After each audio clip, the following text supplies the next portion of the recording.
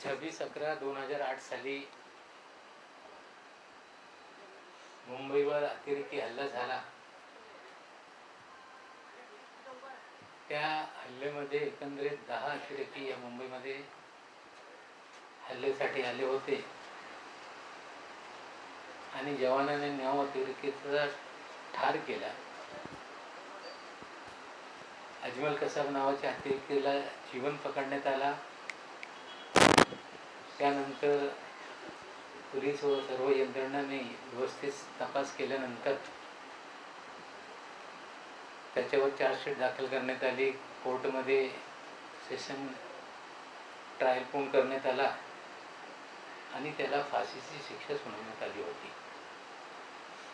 मग त्यांनी अपील दाखल केला आणि सुप्रीम कोर्टपर्यंत ते अपील फेटाळण्यात आली आणि त्याची फाशीची शिक्षा कायम ठेवण्यात आली होती। आपल्या घटनेमध्ये तरतूद असताना प्रत्येक आरोपीला दया याचिका सादर करण्याचे अधिकार असताना त्यांनी राष्ट्रपती यांच्याकडे दया याचिका सादर केली। नंतर राष्ट्रपती महोदयांनी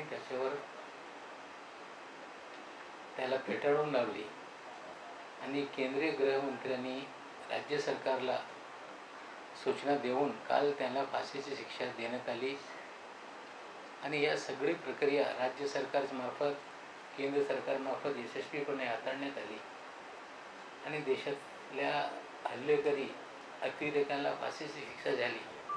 त्याबद्दल राष्ट्रवादी काँग्रेस पक्ष, UPA आणि महाराष्ट्र आघाडी सरकारचा अभिनंदन करीत आहे।